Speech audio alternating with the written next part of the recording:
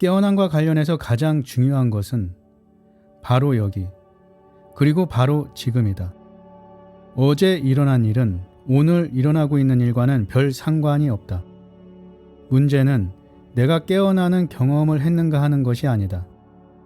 문제는 그 깨어남이 바로 여기, 바로 지금 깨어있는가 하는 것이다. 만약 그것이 진정한 깨어남이라면 우리는 그 깨어난 주체는 내가 아니라는 것을 알게 된다. 깨어있음이 나로부터 잠깨어 일어난 것이다. 영이 에고와의 동일시로부터 잠깨어 일어난 것이다. 에고는 깨어나지 않는다. 나는 깨어나지 않는다. 우리는 에고가 아니다. 우리는 개인적인 나가 아니다.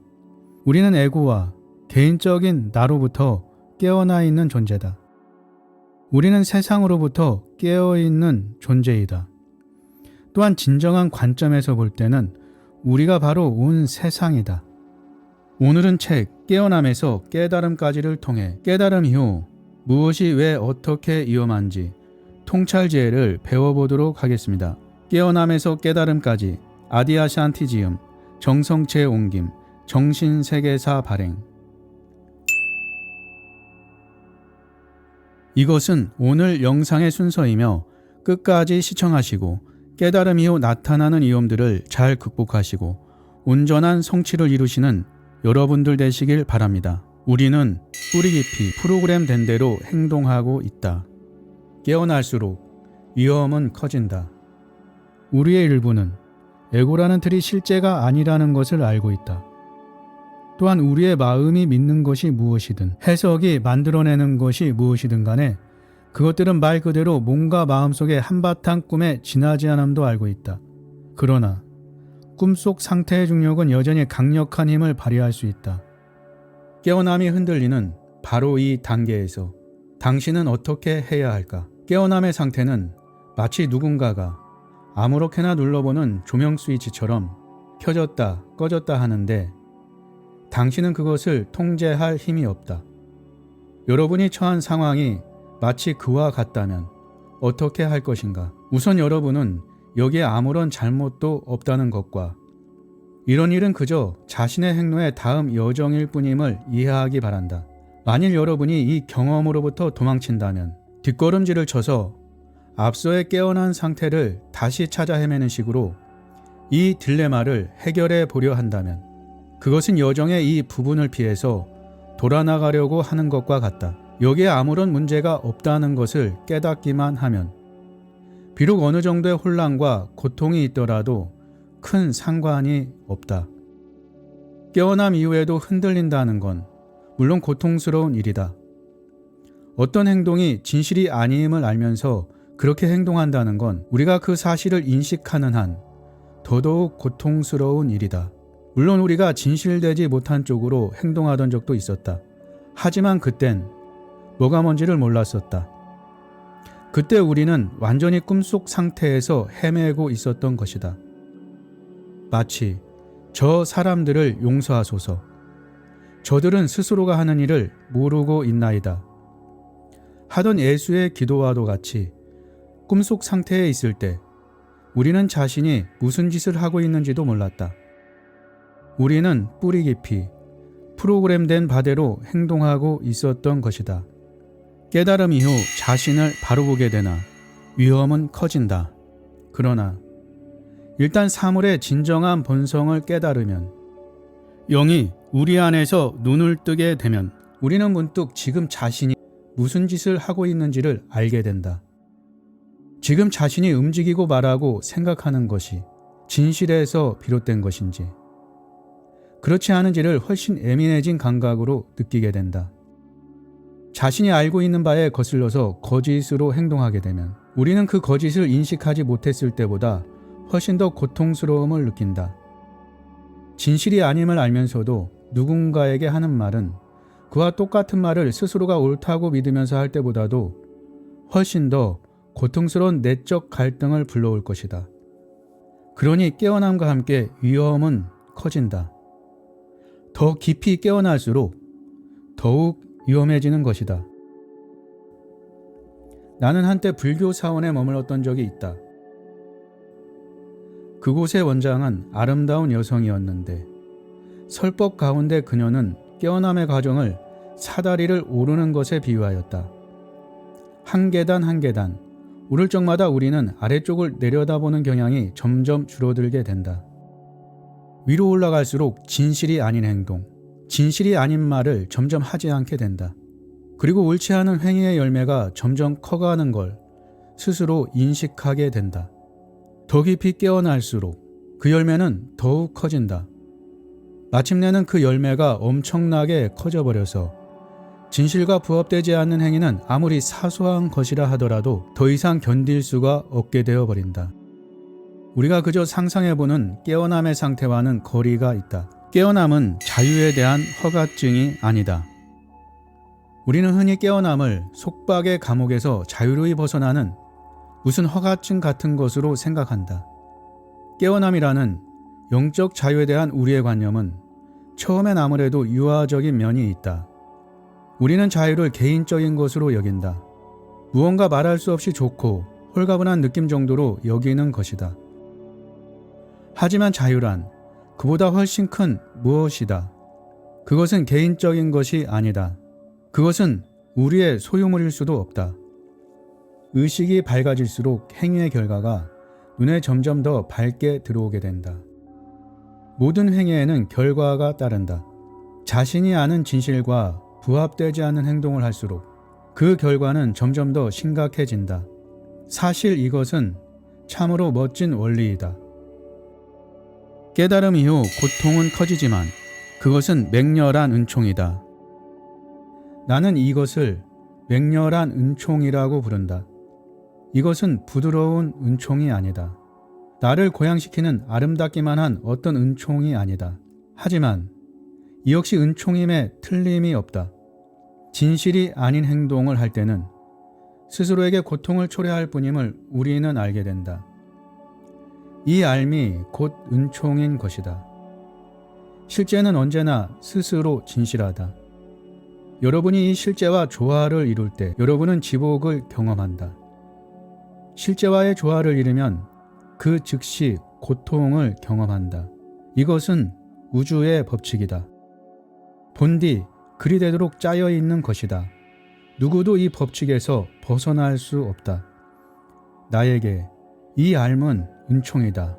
실제는 한결같다. 실제와 다투거나 실제를 거스르면 어김없이 고통이 뒤따른다. 스스로를 고통스럽게 하고 다른 사람을 고통스럽게 하며 모든 존재 사이에 싸움을 퍼뜨린다. 그러나 이 맹렬함이 또한 그대로 아름다운 것이다. 그것은 우리 자신의 진정한 본성 안에 더욱 깊숙이 들어서도록 도와준다. 우리는 자신의 진정한 본성에서 벗어난 어떠한 행동도 자신에게 파괴적일 뿐만 아니라 그에 못지않게 세상과 주위의 모든 이들에게도 파괴적이라는 사실을 마침내 깨닫게 된다. 또한 이것을 더 깊이 이해할수록 우리는 바른 길을 벗어날 때마다 스스로를 추스를 수 있게 된다. 깨어남 이후 흔들리는 이유, 삶의 조건이 부리는 힘. 그렇다면 깨어남은 왜 흔들리는가? 대부분의 경우 그것은 우리가 얽매여 있는 삶의 조건과 관련이 있다. 우리 안에는 너무나 단단히 조건화된 영역이 존재하고 있어서 적어도 처음에는 깨어남마저도 그곳을 뚫고 나갈 수가 없다. 우리는 아직 온전히 자유로워지지 않은 것이다. 이 삶의 조건을 다른 말로 하면 카르마이다. 카르마는 동양에서 온 말로 난해한 뜻풀이를 다 생략하고 한마디로 말하자면 인과를 뜻한다. 그것은 삶의 경험으로부터 우리가 받아들인 조건, 그리고 우리의 과거 경험에 비추어 좋아함과 싫어함이 이미 정해진 것들을 말한다. 삶의 조건은 대체로 우리의 가계나 우리가 살아온 생애나 우리가 끌려 들어온 상황이나 나날의 삶에서 얻은 경험으로부터 생겨난다. 부모와 사회가 자신들의 관점, 신념, 도덕, 그리고 규범을 우리의 몸과 마음 속에 심어주어 조건화시킨다. 이렇게 해서 우리는 어떤 것은 좋아하고 어떤 것은 싫어하게 되며 어떤 상황은 원하고 어떤 상황은 원치 않게 되며 명성이나 부나 돈 혹은 영성을 아니면 사랑을 쫓아다니게끔 조건 지어지는 것이다. 이 모든 것이 삶의 조건에 포함된다. 우리를 움직이는 심신에 각인된 조건들. 이것은 어쩌면 컴퓨터 프로그램과 비슷한 데가 있다. 여러분에게 컴퓨터가 한 대 있고 거기에 어떤 프로그램을 입력한다고 치자. 지금 여러분은 컴퓨터가 이렇게 저렇게 작동하도록 조건화시키고 있는 셈이다. 이것은 우리 인간의 삶의 조건과 그야말로 똑같은 것이다. 삶의 여러 가지 상황과 성장 과정, 그 밖의 모든 요소를 통하여 우리 인간은 이런저런 식으로 행동하도록 조건화되고 프로그램된다. 만약 여러분이 어떤 사람을 잘 알게 되면 그래서 그 사람과 절친한 친구 사이나 연인 혹은 부부가 되면 그에 따라 여러분은 그 사람의 삶의 조건을 알아가게 된다. 그럼으로써 여러분은 주어진 상황에서 그가 어떻게 반응할지를 아주 정확하게 예측할 수 있게 되는 것이다. 그가 무엇을 원할 것인지, 무엇을 원하지 않을 것인지, 무엇을 회피할지, 무엇을 쫓아갈지 등등 서로의 삶의 조건을 알고 나면 상대방의 행동을 예측하기가 매우 쉬워진다.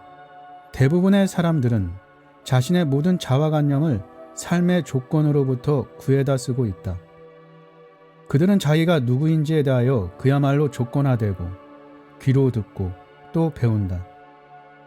내가 착한 사람인지 나쁜 사람인지, 쓸모 있는 사람인지 쓸모 없는 사람인지, 사랑스러운 사람인지 그렇지 않은 사람인지 등등.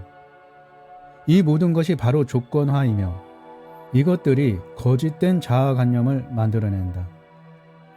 그리하여 우리는 특정한 방식으로 세상을 바라보도록 조건화된다. 우리는 이러저러한 시각을 통하여 세상을 바라보도록 교육받는다.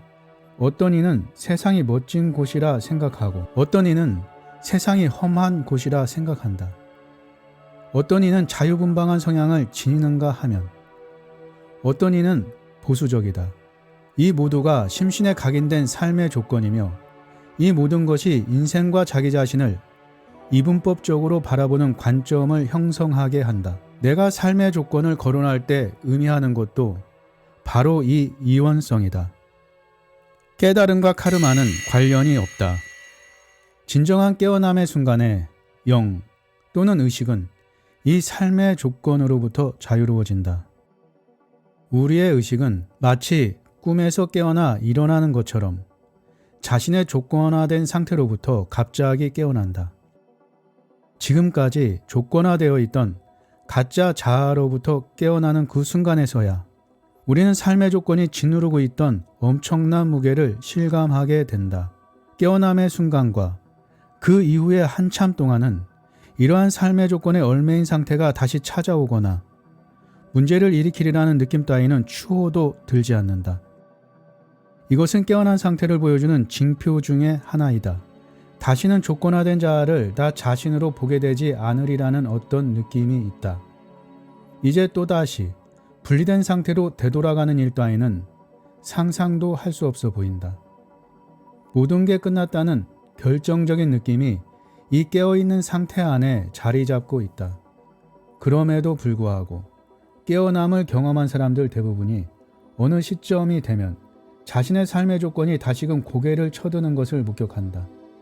물론 깨어남은 삶의 조건들의 상당 부분을 밖으로 쓸어내어 버리지만 과연 얼마나 많은 양을 쓸어내 버리느냐는 사람마다 차이가 있다. 어떤 사람에게는 자기가 지닌 삶의 조건의 10%가 사라질 수도 있고 어떤 사람에게는 90%가 사라질 수도 있다. 또 그 사이가 될 수도 있다. 깨어남이 왜 어떤 사람의 삶의 조건에는 이만큼 작용하고 다른 사람에겐 저만큼 작용하는지는 말하기가 쉽지 않다. 이것에 대해 이런저런 추론으로 형이상학적 토론을 벌일 수도 있으나 궁극적으로 왜는 중요하지 않다. 어느 쪽이든 간에 결론은 같다. 즉, 우리 각각의 존재가 타고나는 카르마는 똑같지가 않다는 것이다. 각자가 서로 다른 카르마의 짐을 짊어지고 살아가기 때문에 자신의 카르마를 남과 비교하여 무거우니 가벼우니 불평하는 것은 무익한 일이다. 카르마는 카르마일 뿐이다. 카르마의 무게가 얼마인가 하는 문제는 우리가 깨어날 수 있는가 없는가 하는 것과는 실제로 별 상관이 없다. 그것은 단지 깨어남의 순간 뒤에 일어나는 일과 관련될 뿐이다. 끝까지 시청해 주셔서 감사합니다.